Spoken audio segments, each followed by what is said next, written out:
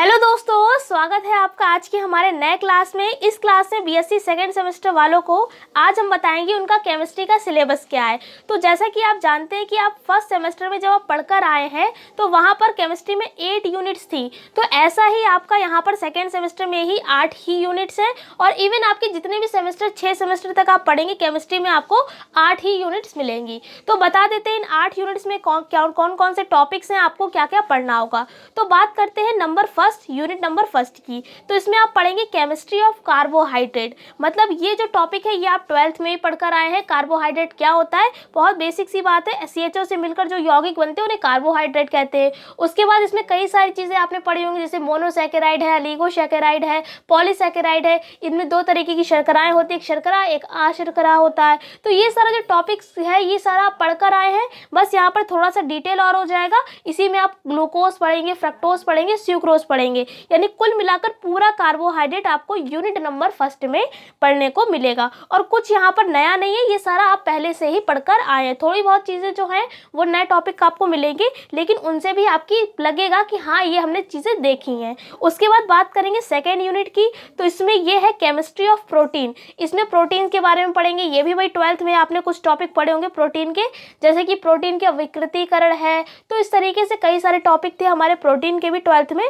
तो अगर आपने पढ़े हैं तो अच्छी बात है, फिलहाल तो हम आपको सारा करा ही देंगे। उसके बाद यूनिट नंबर थर्ड, इसमें केमिस्ट्री ऑफ न्यूक्लिक एसिड। इसमें आप DNA RNA के बारे में पढ़ेंगे। फिर यूनिट नंबर जो 4 है इसमें पढ़ेंगे इंट्रोडक्टरी मेडिसिनल केमिस्ट्री। ये आपने नहीं पढ़ी है तो ये जो है, ये जो 4th यूनिट है ये हो सकता है आपके लिए नया है। उसके बाद 5th यूनिट सॉलिड स्टेट। तो ये भी भाई 12th का ही टॉपिक है, जिसमें आपने पढ़ा था ठोस अवस्था। तो ठोस अवस्था भाई ये यूनिट 5 में इसी के बारे में है। उसके बाद 6 यूनिट क्या है हमारी, introduction of polymer. 7th unit है kinetics and mechanism of polymerisation. और 8th यूनिट है सिंथेटिक डाई। तो ये सारी 8 यूनिट हैं, इनका सिलेबस हमने आपको बता दिया है।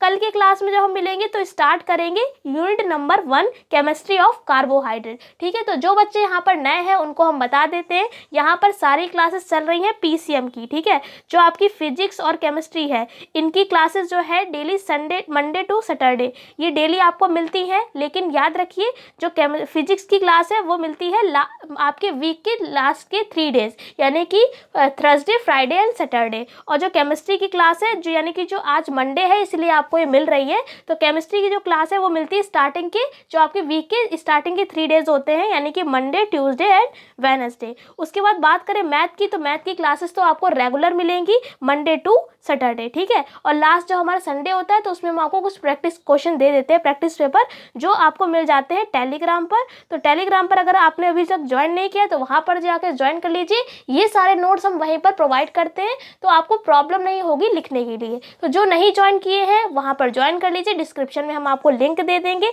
अगले क्लास में मिलेंगे केमिस्ट्री की यूनिट नंबर फर्स्ट के संग। कैसा लगा क्लास बताइएगा कमेंट करके।